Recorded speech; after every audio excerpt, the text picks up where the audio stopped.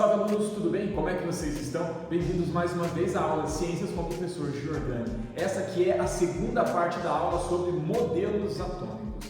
Vimos no vídeo anterior que o conceito átomo foi formulado lá na antiguidade pelos filósofos Leucipo e Demócrito como sendo uma partícula indivisível, a menor partícula da matéria. Mas o conceito foi retomado somente com a ciência moderna a partir de Dalton, que propôs o modelo do átomo como sendo uma esfera maciça, indivisível, sem carga e indestrutível, ok? Baseado nos princípios, nos postulados de Lavoisier, lá na lei da conservação das massas. E a gente chama esse modelo de bola de bilhar, porque ele é maciço, indivisível e esférico e sem carga. Era assim que a ciência entendia o átomo lá no século XIX, no início do século XIX.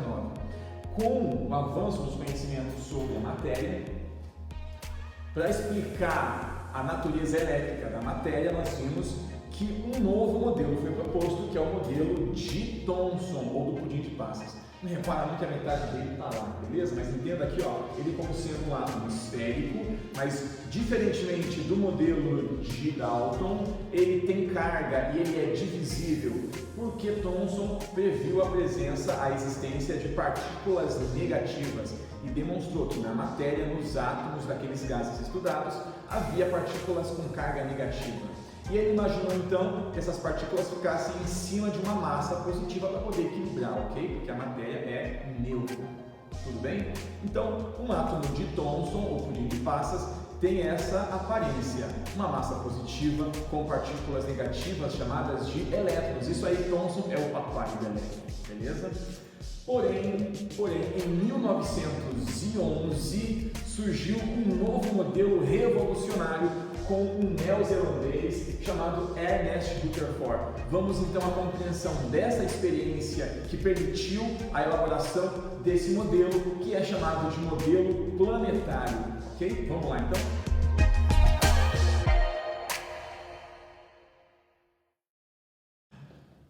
Ernest Rutherford, um físico-químico neozelandês genial, brilhante, vencedor do Nobel em 1908 por descobertas em radioatividade, revolucionou o mundo da ciência em 1911 com um novo modelo acerca do átomo e seu comportamento. Eu sei que isso faz muito tempo. Nessa época, a sua prof de matemática ainda era uma adolescente. Mas as contribuições de Rutherford ainda levam a considerá-lo como sendo um dos maiores gênios da história da ciência. Ele fez outras descobertas, partículas alfa, partículas beta radioativas, conseguiu dividir o núcleo de um átomo pela primeira vez em 1917, portanto, um cara genial. Rutherford, ele buscou testar, através de uma experiência simples, mas genial, o átomo de Thomson. Nós vimos que, de acordo com o modelo de Thomson, o átomo seria maciço, aqui ó, porém divisível, com partículas negativas, os elétrons, em cima de uma massa positiva. O que ele fez? Ele tentou tocar o átomo, tatear o átomo. Não literalmente, porque isso é impossível, mas ele fez através do bombardeio de alguns átomos com partículas radioativas. Vou te explicar então. Rutherford já conhecia a emissão de partículas radioativas alfa e beta, inclusive foi ele quem as descobriu. Rutherford colocou um pouquinho de material radioativo, polônio, dentro de uma placa de chumbo, de uma caixa de chumbo, que iria direcionar a emissão dessas partículas. Professor, o que é radioatividade? Olha só, simplesmente, basicamente, é a emissão de pequenas partículas a partir de materiais ou elementos muito pesados, muito densos. Elementos radioativos têm um núcleo muito denso e emitem partículas nucleares, tá? Você vai ver isso depois no avanço do nosso conteúdo. Mas por enquanto entenda que esse elemento polônio emitia partículas radioativas imperceptíveis. E ele testou isso com uma lâmina de ouro, a mais fina que ele conseguiu fazer. Ele pegou uma lâmina dourada com uma espessura de mais ou menos 1 milímetro, dividido por 10.000 partes, tá? O que ele pensou? Bem, se essa lâmina é formada de átomos, e se o átomo é, assim, denso e maciço como o modelo proposto naquela época por Thomson, essas partículas vão bater nesses átomos e de alguma forma vão voltar. Elas vão bater e eu vou conseguir e testar essa ideia do átomo denso e maciço, com partículas negativas na massa positiva. Então ele pegou a lâmina e bombardeou essa lâmina com partículas alfa. É como se eu estivesse jogando essa bolinha, e ela é a partícula alfa, na parede. Imagina que aqui eu tenho um átomo, de acordo com o modelo de Thomson, e ao lado deles zilhões de átomos formando a placa. Se os átomos são assim, densos e maciços, logicamente haveria pequenos espaços entre eles, mas a grande maioria seria algo maciço, como se fosse uma parede. Então eu jogo a bolinha, bombardeio com partícula alfa e elas voltariam. Para poder testar essa passagem ou não das partículas alfa, Rutherford colocou uma placa de revelação de sulfeto de zinco, que é sensível à radiação. Então, quando a partícula alfa, olha só, ela bate no sulfeto de zinco, ela brilha, tá? E ele, muito inteligentemente, colocou essa placa em volta da lâmina dourada, ok? Essa é a experiência da lâmina de ouro. Então, vamos lá. Bombardeou com muitas partículas alfa. E ele fez de uma forma para direcionar as partículas alfa todas para essa lâmina. Fez placas que iriam direcionar essa radiação. Enfim. E qual foi o resultado? Gente, aqui está a grande surpresa daquela época. A grande maioria das partículas alfa passava pela lâmina como se não houvesse nada ali. Mas isso não batia com a ideia do átomo maciço, do átomo denso. Uma pequena parte das partículas alfa passava pela lâmina e desviava, olha só, porque se a partícula é emitida nessa direção, se eu encontrava o efeito dela aqui, quer dizer que ela havia sofrido desvio. E uma pequeníssima parte, ínfima, batia na lâmina e voltava. E quando ela voltava, ela brilhava aqui, ó, tá vendo? Antes da lâmina dourada. Então, de novo, a grande maioria passava como se houvesse um grande vazio. Uma pequena parte desviava, e aqui tem uma coisa importante. Se a partícula positiva, e a alfa tem carga positiva, ela passa por algo e sofre desvio, quer dizer que essa região tem carga igual, porque cargas iguais se repelem. Portanto, ele percebeu que havia algo positivo ali, uma pequena região, e uma pequeníssima parte batia e voltava. Observações, quais foram as conclusões? Que o átomo era formado de grandes espaços vazios, que permitiam que as partículas passassem, e por pequenas regiões densas e positivas, regiões que desviavam algumas partículas e fazia com que algumas delas voltassem. E pela quantidade de partículas que passavam, desviavam e voltavam, ele concluiu que essa região densa e positiva fosse 10.000 vezes menor que o resto do átomo. É como se fosse um grande estádio e uma bolinha de gude lá no círculo central do campo, ok? E baseado nessas conclusões, ele propôs um novo modelo, que é o modelo do planetário. Por quê? Porque ele lembra o Sol com planetas em volta. Então a proposta dele tinha que acomodar os elétrons, que comprovadamente já existiam. Então o que ele fez? Ele imaginou, os elétrons não ficam em cima da massa positiva, eles ficam girando em torno dela, e esse movimento permite a formação desses grandes espaços vazios. Então, no modelo de Rutherford, os elétrons se movimentam em torno de uma região que ele chamou de núcleo. Portanto, nesse modelo existem duas regiões, uma região chamada núcleo positiva, que foi chamada de próton por ser positiva, e uma região imensa, grande e vazia, chamada de eletrosfera, porque é ali que os elétrons se movimentavam como se fossem planetas em torno do Sol. Portanto, o que mudou do modelo de Rutherford para os modelos anteriores? O átomo deixou de ser maciço e passou a ter duas regiões distintas, um núcleo positivo e uma eletrosfera com elétrons negativos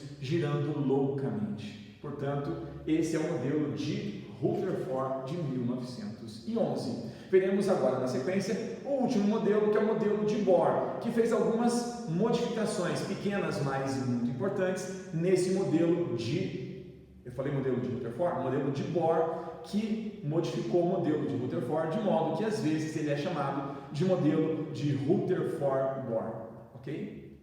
E finalmente chegamos ao quarto modelo, o modelo de Bohr, proposto pelo físico dinamarquês Niels David Bohr em 1913. Faz muito tempo, muita coisa mudou desde então, muitas outras contribuições foram dadas por diversos cientistas. Einstein, Schrödinger, Heisenberg, diversos outros contribuíram para a compreensão do comportamento do átomo, mas essas contribuições foram somadas a esses dois últimos modelos, de modo que eles nos dão a compreensão básica da estrutura e do comportamento do átomo, tá bom? Beleza? A nível de ensino fundamental, estudamos esses 4 modelos, tá? Niels Bohr propôs o seu modelo para poder preencher algumas lacunas no modelo de Rutherford. Que lacunas eram essas?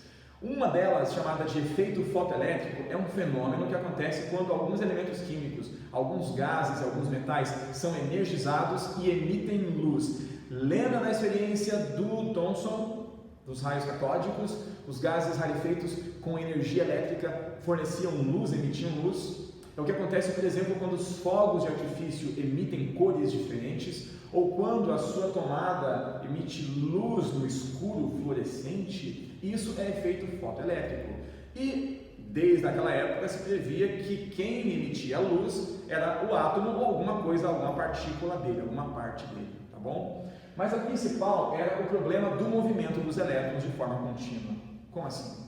No modelo de Rutherford, o elétron ficava se movimentando em torno do núcleo denso e positivo. Então vamos tentar representar isso daqui. A minha cabeça é o núcleo e a bolinha é o elétron. E essa cordinha é a energia, é uma atração entre a carga positiva e negativa que mantém o elétron ali. Só que existe um problema. Se não houver fornecimento constante de energia, olha só, se eu parar de fazer um movimento que mantém a bolinha se movimentando de forma circular, ela tende a cair. Tá bom? Então, para que o elétron continuasse a se movimentar, era preciso uma explicação adicional. E essa explicação, esse fornecimento constante de energia, mantendo o elétron se movimentando, veio com o modelo de Bohr. Portanto, Bohr estabeleceu alguns princípios.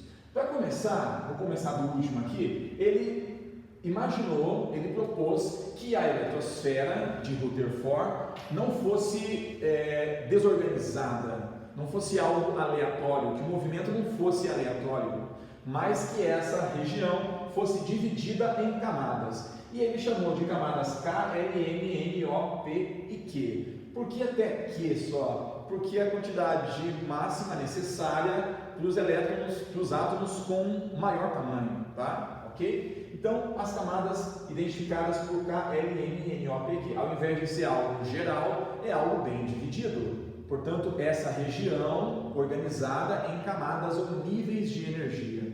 E cada camada tivesse uma quantidade de energia. E essa energia fornecida aos elétrons permitiria o movimento constante deles. É como se fosse a minha mão imputando energia o tempo todo, all the time, para que a bolinha fique se movimentando. Beleza?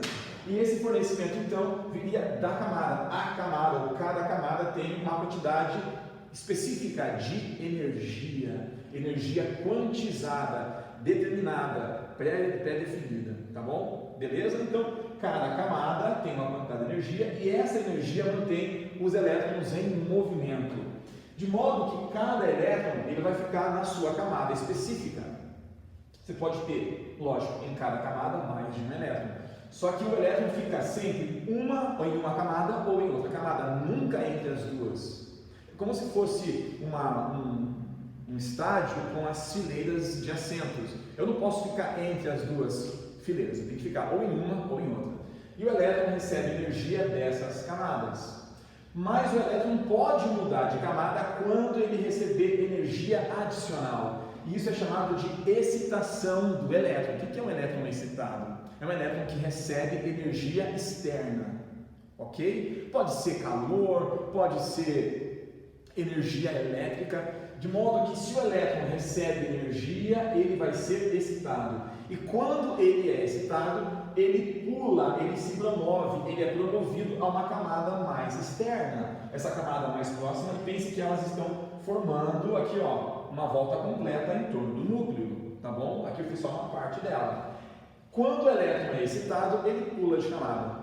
mas logo ao pular, ele vai voltar em seguida para a sua camada de origem e vai devolver a energia que ele recebeu na forma de luz, e isso é chamado de efeito fotoelétrico. Já vou exemplificar na imagem e numa experiência bem legal. Portanto, elétrons podem mudar de camada desde que recebam energia externa ao átomo, tá? E cada camada, portanto, é pré-determinada. Quando um elétron está se movimentando, ele fica ali de modo contínuo. Se ele receber energia, olha só, se ele receber energia, ele vai saltar para a camada mais externa, aproveitando essa energia. É como se você recebesse a permissão para ir para uma fileira mais energética, você fosse promovido, você mudasse para um bairro mais rico, você mudasse para algum lugar melhor, mas logo depois ele volta para a sua região. E nesse caso, ele devolve a energia na forma de luz. A gente vai mostrar isso acontecendo aqui na aula daqui a pouquinho, tá bom? Portanto, essa explicação consegue resolver esses problemas do efeito fotoelétrico e do movimento contínuo dos elétrons. Então você veja que é apenas uma modificação do modelo de Rutherford, de modo que muitos chamam de modelo de Rutherford-Bohr, ok? Então veja aí na imagem isso acontecendo, acompanha aí. Tá? Carinha do Bohr, beleza? As camadas, os níveis de energia e o elétron. Quando ele recebe a energia, ele salta, ele é excitado. Quando ele volta, ele devolve a energia na forma de luz. Portanto, no modelo de Bohr, a eletrosfera é dividida em camadas de energia determinadas, que mantêm os elétrons em funcionamento, em movimento contínuo. E o elétron, quando recebe energia, ele pode mudar de camada, mas quando volta à sua camada de origem, ele devolve isso na forma de luz, tá bom?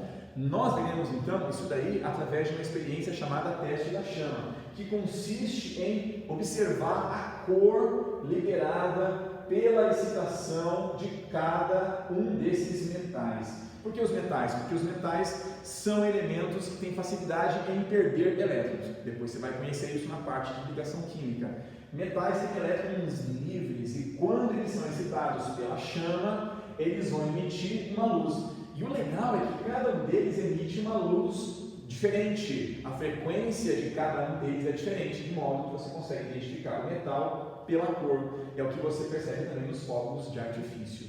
Ok? Beleza? Então, gente, desde a proposta de Bohr, muita coisa mudou, muita coisa foi adicionada. Por exemplo, a descoberta do nêutron. Rutherford já previa a existência de uma partícula neutra no núcleo.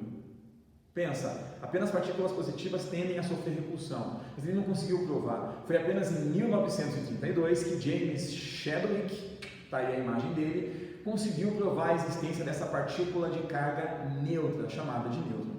Portanto, as três partículas básicas do átomo são o próton positivo, o nêutron sem carga, e eles têm tamanhos aproximados, os dois no núcleo, a região pesada do átomo é o núcleo, e partículas negativas pequenas, muito pequenas, 1.800 vezes menores que prótons e nêutrons, os elétrons, tá? Se movimentando em volta em camadas de energia. Tudo bem? Beleza? Com a física quântica, com a mecânica quântica, mostrou-se impossível determinar exatamente a posição do elétron. É possível prever as regiões de maior probabilidade nas quais eles estejam. E quando a gente tenta determinar, isso se mostrou impossível, de modo que a gente sabe as regiões onde ele vai estar se movimentando. E em 1981, a IBM produziu um microscópio de tunelamento muito potente que permitiu pela primeira vez enxergar o átomo. Gente, olha só, desde o Demócrito, apenas no ano em que eu nasci, foi possível enxergar o átomo. E qual foi a imagem observada? Você pode ficar esperando algo muito assim elaborado, na realidade é algo bem simples. Olha essa imagem. Ela é chamada de nuvem eletrônica. Mas você percebe essas duas regiões básicas, uma região densa, ok? O núcleo com prótons e nêutrons, e uma região assim, embaçada em torno desse núcleo, na realidade essa é a eletrosfera. E por que essa imagem embaçada? Porque o movimento é tão rápido e não é possível você flagrar ele parado em um local só. Você vê essa imagem embaçada como sendo o movimento dos elétrons em torno desse núcleo, comprovando essa estrutura básica dos modelos que nós estudamos. Portanto, essa ideia da nuvem veio reforçar essa divisão em duas regiões básicas, uma densa e uma com grande vazio de partículas se movimentando em torno dessa região. Portanto, esses são os modelos que nos permitem compreender o átomo e seu comportamento. Gente, muito obrigado pela sua atenção e até a próxima aula. Valeu? Pessoal, a gente vai fazer rapidinho o teste da chama para exemplificar o efeito fotoelétrico. Então, eu tenho alguns metais aqui. Esses metais, sódio, cálcio, potássio, lítio, cobre, estrôncio e bário, todos eles têm facilidade em perder elétrons. O que eu vou fazer? Eu coloquei eles com álcool em placas de Petri e eu vou acender, eu vou colocar fogo em cada recipiente e você vai entender aquele efeito que eu comentei com vocês. O calor vai excitar os elétrons dos átomos, tá? Mas os elétrons logo voltam para a sua camada de origem e vão devolver a energia que recebeu na forma de calor, na forma de luz. Só que cada um deles tem uma frequência diferente, você consegue identificar cada elemento, ok? Então, vamos ver se vai bater aqui. Isso aqui eu peguei de uma tabela já oficial, a cor de cada elemento. Pode ter variação, pode variar de acordo também com a câmera, às vezes pode mudar um pouco da cor, mas você vai ver que cada um deles tem uma cor diferente e essa cor é emitida pelo efeito fotoelétrico proposto no modelo de Bohr, ok? Então eu vou apagar a luz rapidinho, tá?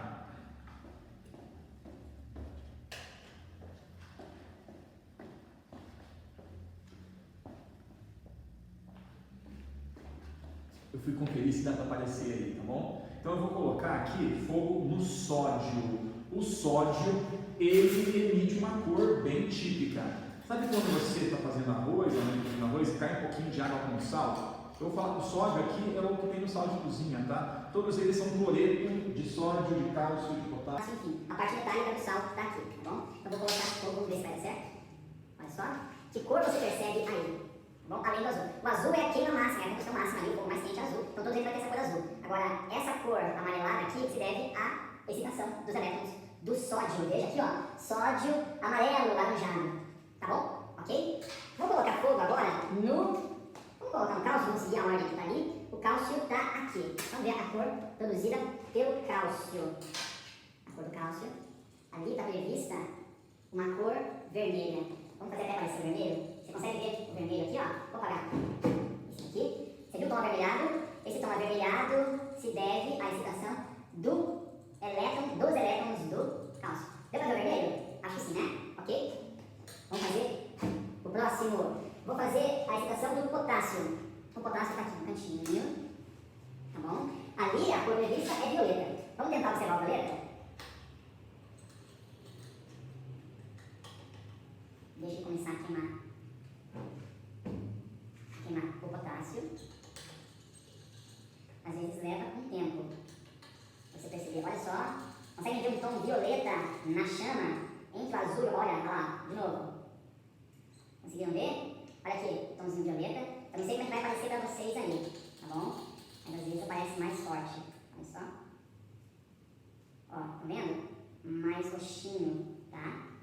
Ok? Essa é a cor típica do potássio. Conseguiu ver um tom violeta? Próximo. Vamos usar para cada um deles uma pinça diferente. O lítio é para parecer uma cor carmim. Carmim tipo olha só, vermelho, rosa. Consegue ver? Eu vou até olhar ali na câmera para ver se aparece um tom carmim. A cor que aparece aqui para você na imagem não é a mesma, ali está muito mais vivo. E quando a gente voltar para a aula, a gente vai fazer, aqui está bem vermelho, tipo um rosa, quase um pinguinho. A filha ia adorar isso daqui, tá bom? É a cor típica da excitação dos elétrons do lítio. Tá? Cobre. A cor produzida aqui pela queima do cobre. O cobre é um metalzinho azulado. Então quando a gente combina a cor azul liberada pelo cobre com o amarelo da chama normal, ele tende a aparecer verde. Apareceu verde para você aí? Sim ou não? Olha só. Também apareceu um verdezinho aqui. Daqui a pouco aparece de novo.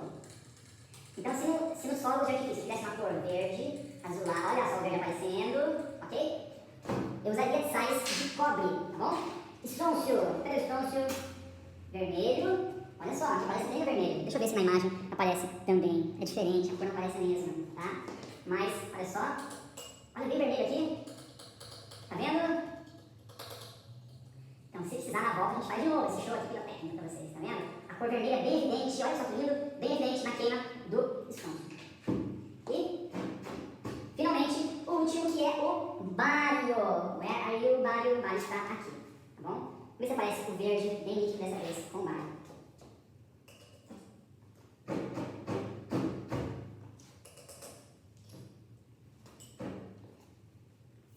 Olha só, o verde aparecendo. Não sei se pra você aparece, mas ele aparece de novo aqui.